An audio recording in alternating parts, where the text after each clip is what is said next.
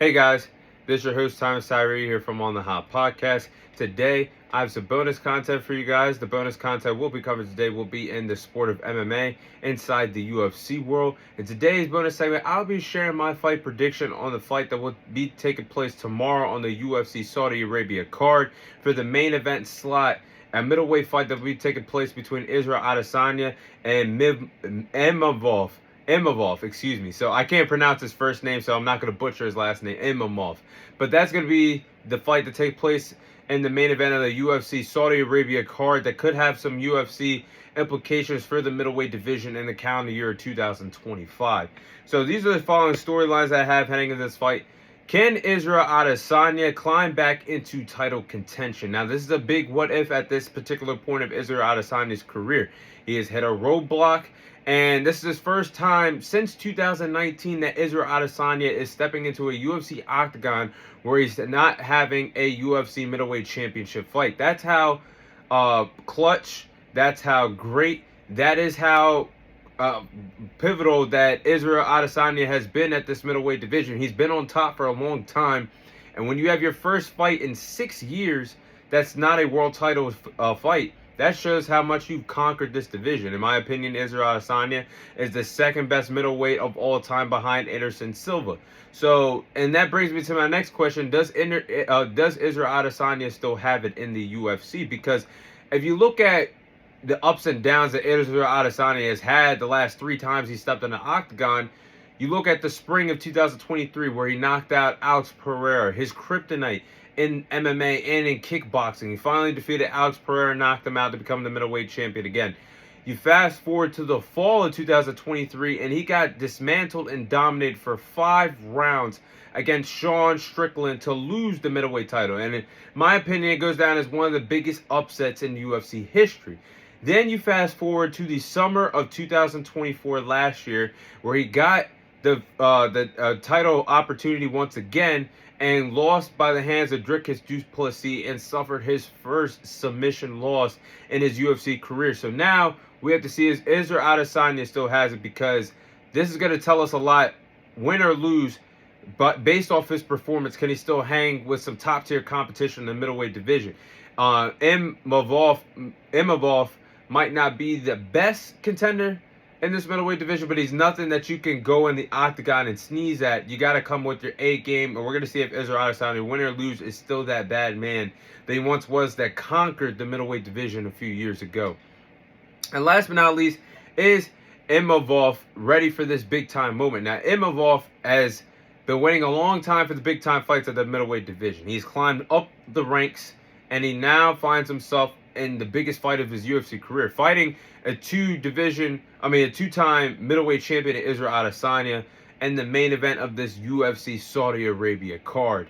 So we're gonna see if this guy can swim and propel himself to the top of the middleweight division, possibly by knocking off Israel Adesanya tomorrow for UFC Saudi Arabia. So enough of that, the storylines.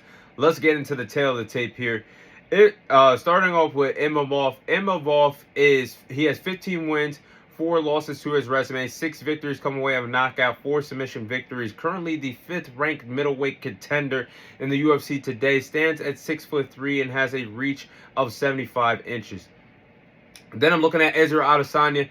Israel Adesanya has 24 wins, 4 losses to his resume. He has 16 victories coming away of knockout. Currently the 2nd-ranked contender in the middleweight division. Former 2-time middleweight champion. Stands at 6'4" and has a reach of 80 inches. So the height and the reach goes in favor of Israel Adesanya. We're going to see if he can use the height and the reach advantage to his advantage in the octagon tomorrow, especially with the kickboxing background that Israel Adesanya displays.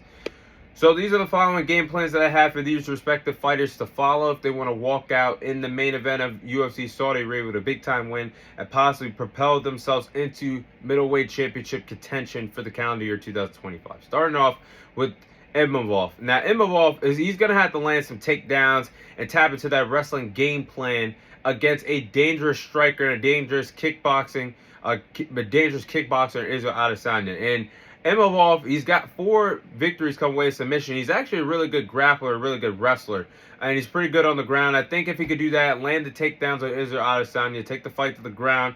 When you take the fight to the ground, Imavov could gain ground control. He could get control on his back and land some strikes on the mount, which could lead him to possibly a decisive split decision victory or a unanimous decision victory. So I think he's going to have to do that. I think next, Imavov is going to have to land the 1-2 combinations. Now, looking at the tape and looking at and thinking of his previous fights that he's had in the past, he has some pop to those combinations, especially when he lands the 1-2 combinations.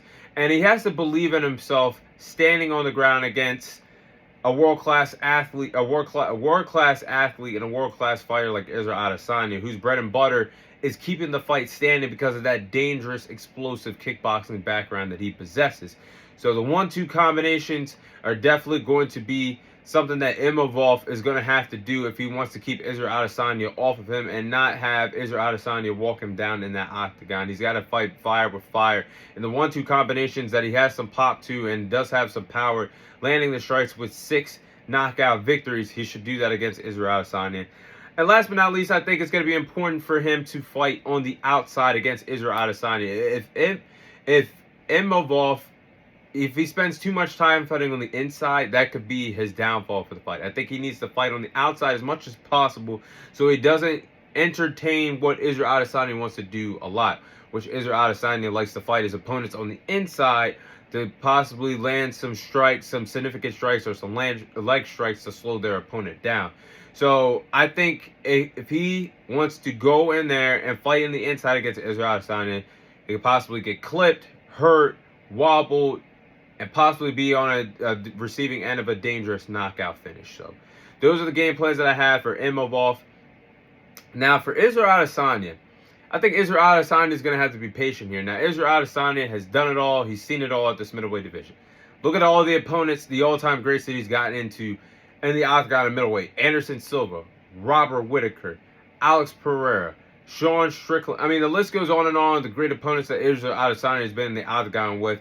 I think he needs to be patient in the early moments. And when you look at Israel Adesanya's fights, he doesn't take it slow, but he likes to collect data from his opponents to get a read on them and to know what's going to work and what's not going to work when he's in the octagon with them. So he's obviously the much more experienced fighter between himself and Imavov.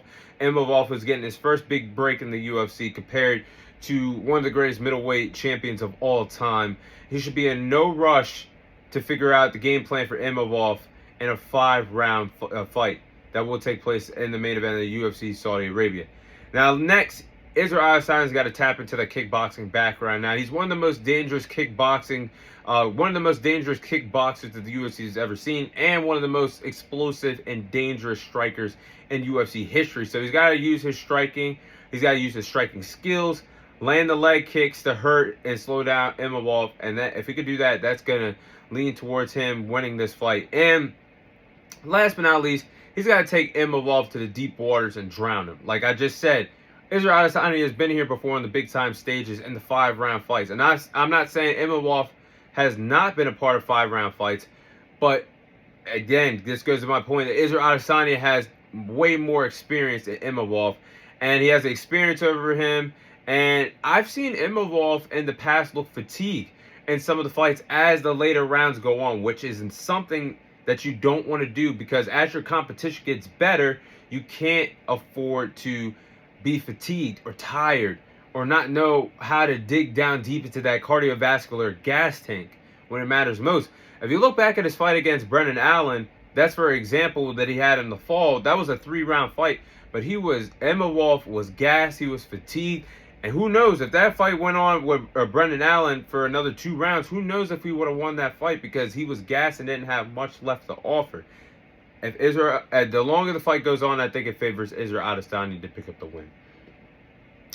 But with that being said, I'm going to go with Israel Adesanya to win this fight against Imavov tomorrow by knockout in the 2nd round in the main event of the UFC Saudi Arabia card.